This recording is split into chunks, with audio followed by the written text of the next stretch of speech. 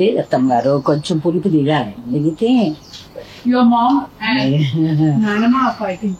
వేసవి కాలంలో ఒక రకంగా గ్రీటింగ్స్ చెబుతుంది మనకి ఆవకాయ. చాలా ఆనందాన్ని, అభిరుచిని రుచిగా మార్చి అందిస్తుంది. కొన్ని సంవత్సరాల నుంచి ఇది ఎలాగా మా అమ్మమ్మ, నాయనమ్మ అందరి దగ్గర నుంచి వస్తుందమ్మా. ఇది పదార్థాల రుచి వడ్డించే వాళ్ళని బట్టి ఉంటుంది. తినాలి అని వడ్డిస్తే ఒక రకంగా ఉంటాయి, అక్కర్లేదు లేని వడ్డిస్తే వేరొక రకంగా ఉంటాయి. ఇది పెట్టడం అనేది ఒక ఆనవాయితీ. పెట్టిన కొత్తల్లో మరీ బాగుంటది.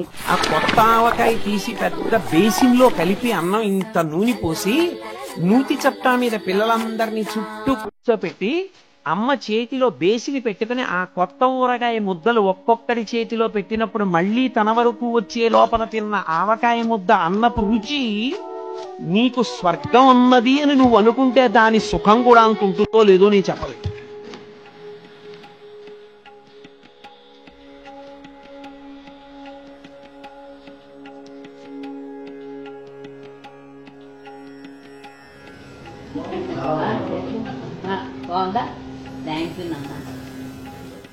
లేదు అత్తమ్మ గారు, కొంచెం పులుపు దిగాలి, దిగితే వేసవి కాలంలో ఒక రకంగా గ్రీటింగ్స్ చెబుతుంది మనకి ఆవకాయ.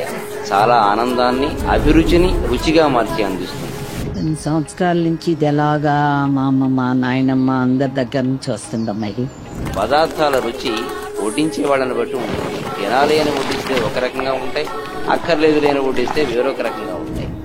ఇది పెట్టడం అనేది ఒక ఆనవాయితీ. పెట్టిన కొత్తల్లో మరీ బాగుంటది.